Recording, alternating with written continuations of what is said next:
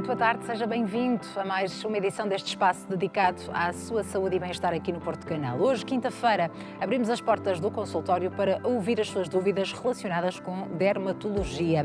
Mas antes disso, vamos falar da saúde do pavimento pélvico e o impacto que pode ter na gravidez, no parto e também no pós-parto. Há várias situações e transformações no corpo que podem comprometer a harmonia do funcionamento da parte pélvica, nomeadamente uma gravidez. Por isso, a fisioterapia na saúde da mulher é muito importante. Avançamos a falar de uma das doenças de pele mais comuns, acne. Vamos aqui conhecer as causas, os sintomas e também o tratamento. E depois queremos ouvir a sua questão relacionada com esta especialidade, dermatologia. Participe através do número de telefone 22-508-3297 ou também do endereço de e-mail consultório@portocanal.pt. Mas há mais a marcar a edição de hoje. Terminamos a conhecer um projeto que escolheu Portugal e a Associação Europa Colon para implementar um programa piloto de rastreio para o cancro do intestino. Vamos então saber mais sobre esta iniciativa, este projeto e este cancro que mata 11 pessoas por dia em Portugal. Portanto, a especialidade que está a marcar a edição desta quinta-feira, dia 5 de outubro, é dermatologia. Participe. Mais uma vez vou recordar os contactos. É o número de telefone 22-508-3297 que já está disponível para receber a sua inscrição, a sua chamada. Tem também à sua disposição o endereço de e-mail consultório@portocanal.pt. Fique desse lado connosco até bem perto das 15h30. Nós contamos consigo. Está no ar o consultório.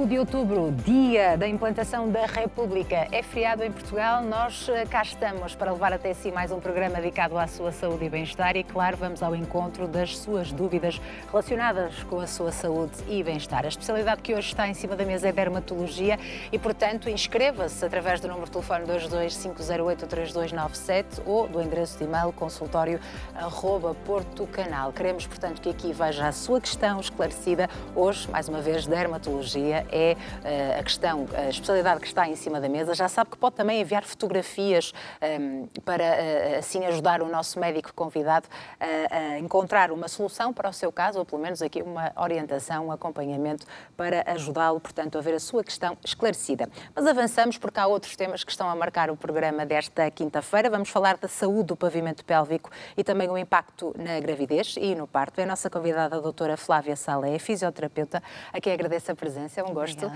tê-la aqui no programa. Muito obrigada. E, de facto, este é um tema muito importante para as nossas senhoras lá em casa, que já tiveram um bebê ou que estão a pensar ter e até estão, neste momento, grávidas. Mas, se calhar, começávamos por explicar em que consiste a fisioterapia pélvica. Gosto sempre de contextualizar um bocadinho a especialidade ou o tema para ir encontrar as dúvidas também dos nossos telespectadores. Certo. Ao explicar o que é fisioterapia pélvica, também já vamos de encontro a alguns problemas que podem estar em cima da mesa exatamente do impacto da gravidez. A fisioterapia pélvica não se resume só ao acompanhamento da gravidez ou no pós-parto. Claro. Há outras condições. O que me parece muito plausível explicar agora é que a fisiologia e a anatomia do pavimento pélvico é uma camada de tecido essencialmente muscular, mas também estamos a falar de tendões, da parte óssea, que funcionam literalmente como uma bacia, ok? Que sustentam os nossos órgãos e, na altura específica que nós estamos agora aqui a falar, que é a gravidez, sustentam também um feto, uma placenta, um líquido amniótico e, portanto, sofrem aqui algum tipo de pressões. A fisioterapia no pavimento pélvico e especificamente na gravidez acompanha esse tipo de alterações que podem estar já pré-existentes, que às vezes as pessoas não sabem. Portanto, é preciso ter uma atenção já antes da possível gravidez, Seria não é? o ideal, porque muitas vezes a gravidez, como eu costumo dizer, é só a cerejinha em cima do topo do bolo. Vem trazer ao de cima alguma coisa que já está encoberta, mas que a paciente não sabe, não tem qualquer tipo de atenção a determinados sintomas, porque nós aceitamos muitas alterações como normais. E a questão aqui é que algumas alterações são comuns, mas não são normais, não são fisiológicas. E a fisioterapia pélvica, especificamente na gravidez, acompanha todo o tempo da gravidez, com nuances diferentes consoante os trimestres que nós que temos à nossa frente com a paciente. Claro. E mediante as alterações, porque nem todas as grávidas têm as mesmas alterações e, portanto, as mesmas necessidades.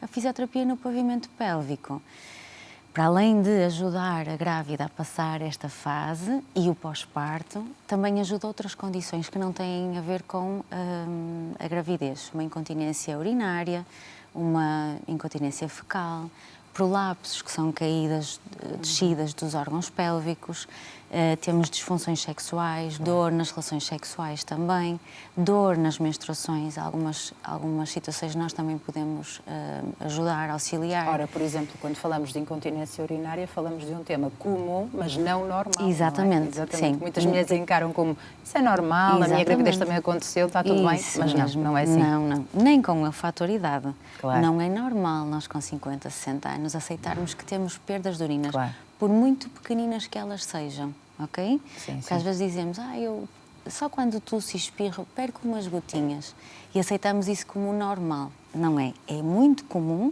mas não é normal. E que, portanto, sinais ou sintomas devemos estar atentos e que possam indicar alguma disfunção no pavimento pélvico? Especificamente na gravidez ou de uma forma geral? Na gravidez, Na gravidez podemos ter logo alguma dor perineal. O que é uma dor perineal? É uma dor que se manifesta essencialmente entre o espaço entre a vagina e o ânus, ok? É muito comum e pode denunciar tanto uma fraqueza do pavimento pélvico como uma tensão do pavimento pélvico. Se calhar mais à frente também explicamos um bocadinho o que é a diferença. Podemos ter perdas de urina, ok? É normal que a mulher sinta mais vontade de ir à casa de banho, porque efetivamente a bexiga está a ser comprimida pelo feto e pelo útero que estão em crescimento, há menos espaço e a produção também, a função renal também aumenta substancialmente. Portanto, é normal que a mulher tenha mais vontade de ir à casa de banho. Mas não deve sempre aceitar que a qualquer momento deve ir à casa de banho, porque a bexiga é um músculo que se treina e a sua distensão também se treina. Se nós a pequenos volumes vamos de imediato à casa de banho, o músculo da bexiga vai sempre ficando cada vez com menos, aquilo que nós chamamos compliance, ou seja, mais pequenino e vai aceitando menos volumes. E se nós temos um primeiro sinal aos 350 mililitros, que é o normal, um sinal que nós podemos perfeitamente regular até estarmos num espaço conveniente para irmos urinar, se cada vez que vamos à casa de banho ao mínimo sinal, esse volume vai sendo cada vez mais pequenininho. E então depois entramos em campos de imperiosidade, que são mulheres que antes de sair de casa, por precaução, já vão à casa de banho. Ou vão a qualquer sítio e sabem que têm que ir a um sítio onde haja uma casa de banho. Ok? Esses são alguns dos sinais. A incontinência fecal também, ou perda involuntária de gases anais ou então vaginais, que nós temos um nome muito específico que são os flatos, ok? As pessoas também acham que é normal? Não. A vagina não é um espaço que deve ganhar ar arbitrariamente, ok? Isso denuncia que pode haver uma falta de tónus. Sensação de um peso pélvico, ou seja, uma sensação de uma bola, muitas vezes na zona da vagina, pode indicar alguma descida. Hemorroides e fissuras também são aceitadas como normais na gravidez. Também não são normais, são comuns. Já denunciam alguma congestão pélvica, ou seja, que há alguma chamada de sangue adicional para aquela zona. Também temos algumas dores, que é muito comum na gravidez. Dores na sínfise púbica, que é a zona do ossinho à frente. Dor no cóccix, também é muito comum. Dor no sacro, que é a zona posterior da coluna mais baixa.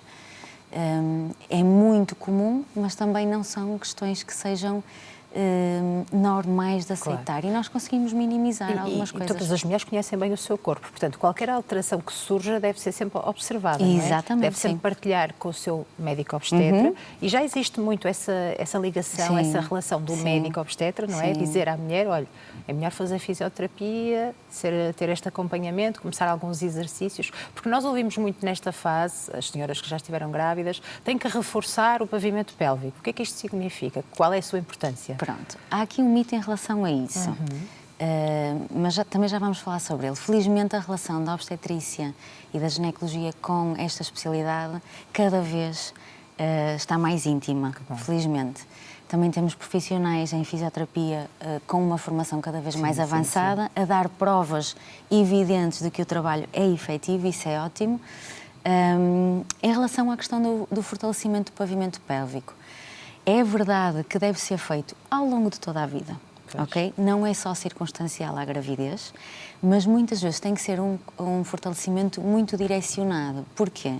Porque nós temos situações em que não temos um pavimento pélvico com falta de força, temos um pavimento pélvico com excesso de tensão, que não representa força. E muitas vezes podemos também ter historial de incontinência, inclusivamente com um pavimento pélvico hipertenso, digamos assim, encurtado, ok? Com falta de mobilidade. E depois também temos outra problemática que é, nós temos duas camadas grandes musculares, organizadas em duas camadas. A camada mais superficial, que nós dizemos que é mais anterior, a que está relacionada com a parte vaginal, essencialmente, e a camada mais profunda, que é maior, que está mais relacionada com o ânus, que nós chamamos de elevador do ânus, que é composto por 3 grandes músculos. E a grande maioria das mulheres que eu tenho em consulta faz a continência urinária e fecal com o grandalhão, com o mais profundo. E isso muitas vezes arrasta a esfera anterior para trás e traz-lhe um papel completamente secundário. E muitas vezes eu quando digo assim, vai contrair usando só a parte vaginal, muita gente fica a pensar... Não consegue. Não consigo, isso não é viável. Não, é viável nós conseguirmos separar. E quando nós falamos de fortalecer, falamos de uma forma genérica. Claro. Apertamos tudo e muitas vezes estamos a trazer tensões a músculos diferentes e muitas vezes estamos a reforçar ainda mais um padrão já de hipertensão. Portanto, nestes casos é mesmo essencial fazer uma avaliação, porque cada pavimento pélvico é mesmo um mundo muito pessoal.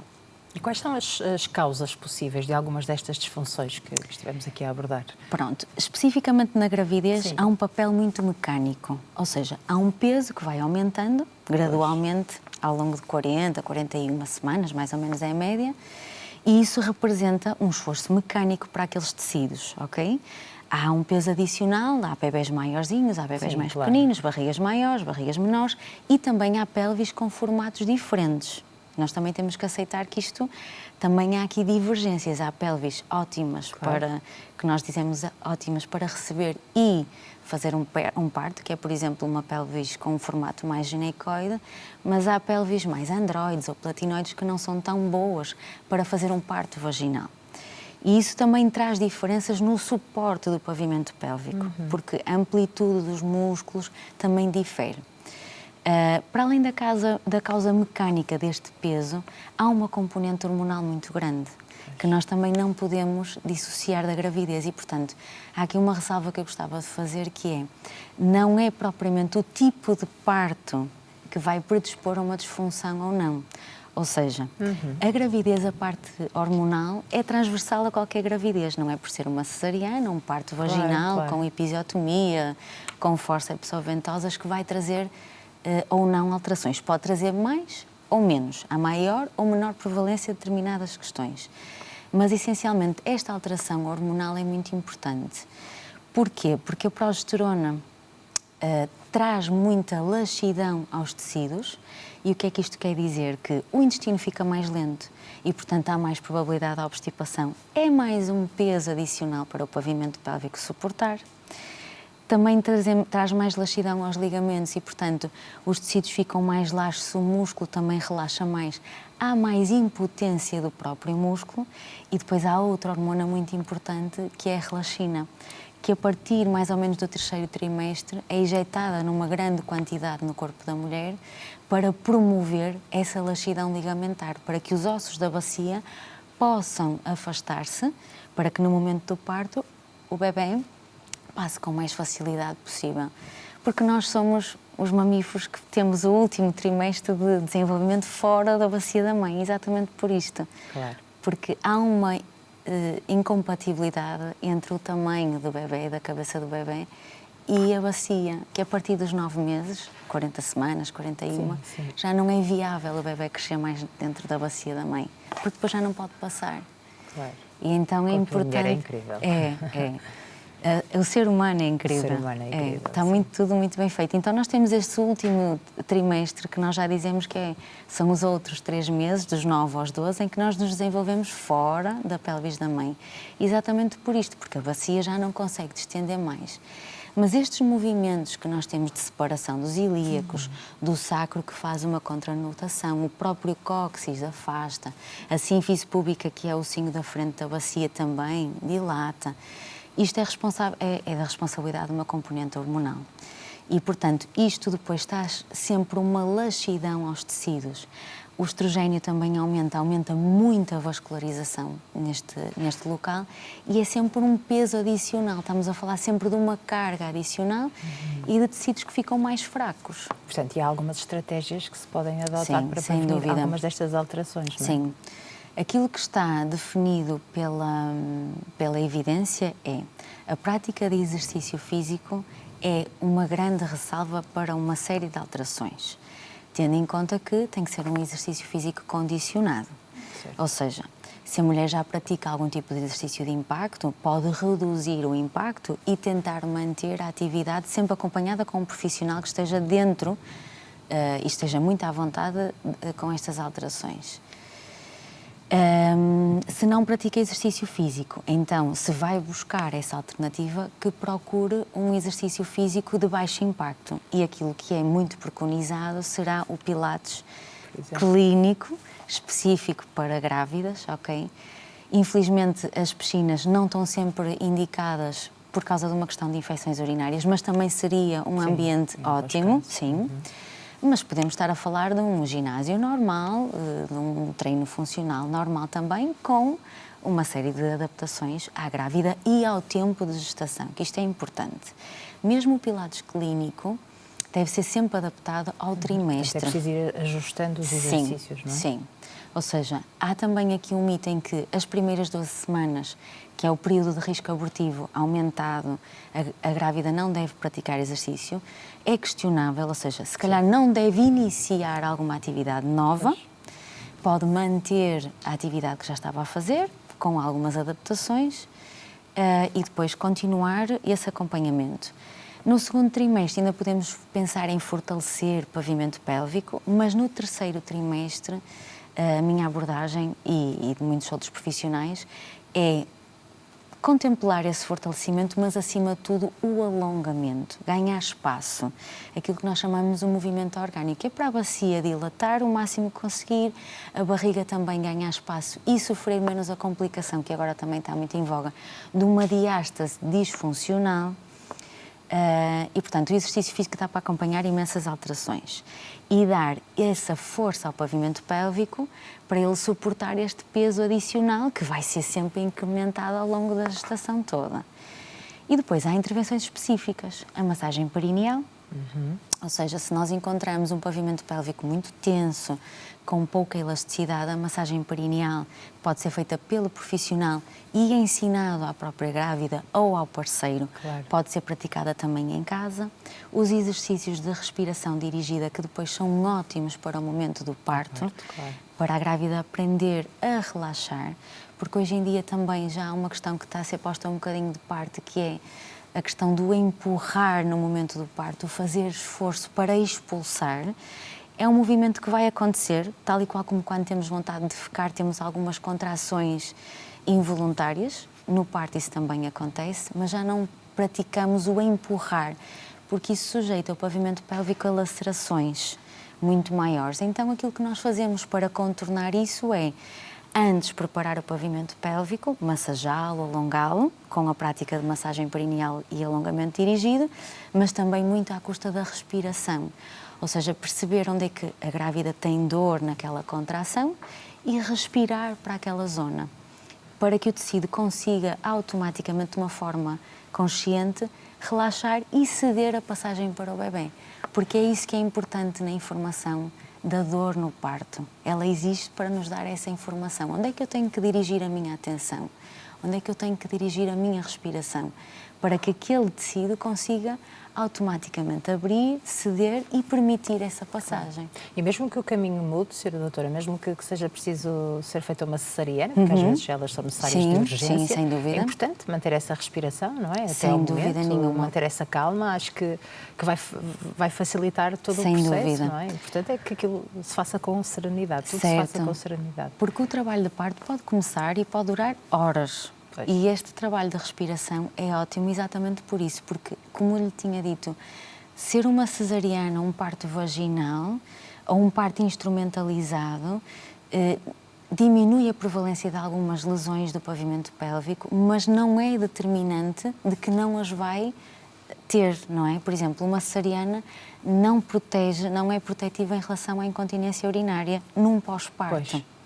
Ela acontece com menor prevalência, é verdade, mas ela acontece. Também pode acontecer. Acontece, porque há o fator mecânico e hormonal da gravidez. E a verdade é que muitas grávidas entram efetivamente em trabalho de parto, como estava a dizer, e à última da hora é preciso uma cesariana por alguma urgência.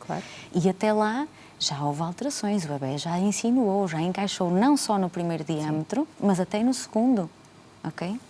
E estas alterações são importantes e a respiração dirigida é uma das estratégias de tratamento e de acompanhamento. Temos 3 minutinhos para falar nas orientações e acompanhamento no pós-parto. Quando é que a mulher deve ser avaliada e que tipo de cuidados é que deve ter? Falamos aqui há pouco da perda urinária, da incontinência urinária, fecal, também na dor na relação sexual, então, portanto, não deve ser um tema tabu. Quando é que, de facto, a mulher deve marcar uma consulta para ter esta avaliação? Na minha ótica, não é preciso esperar as 6 semanas que nós dizemos que é o término do puerpério, que também é relativo. Ou seja, a partir do momento em que pensamos que temos uma cicatriz, dar o tempo de cicatrização, de reabsorção dos pontos, que são mais ou menos entre 15 dias a 3 semanas. E a partir daí, a grávida já pode ser avaliada. Tem que se avaliar a diástase, tem que se avaliar o estado do pavimento pélvico e eventuais alterações, hemorroides, fissuras, incontinência urinária, incontinência fecal. E, efetivamente, se há ou não alguma dessas alterações, introduzidas estratégias orientadas nesse sentido, e a dispareunia, que é a dor na relação sexual, pode advir de uma episiotomia, que é o corte no pavimento pélvico, pode vir de uma laceração com a sutura e a cicatrização, mas pode advir também de uma situação muito comum, que é uma baixa de lubrificação, que acontece porque quando a mãe está a dar de mamar, tem um aumento da prolactina, que é para ajudar a produzir o leite, e a lubrificação baixa exponencialmente. E então todos os preliminares da relação têm que ser feitos com muita mais calma. Cerebralmente a mulher também está muito orientada para o bebê e muito pouco para o parceiro e para a possibilidade de relações, e portanto o ambiente tem que ser muito mais estimulado para evitar essa dor na relação sexual, que não deve ser aceito como normal, efetivamente. Muito bem. Muito obrigada por esta conversa, pela sua presença, por esta partilha. Continuação do excelente trabalho. Muito obrigada por juntar-se a nós neste dia. Muito obrigada.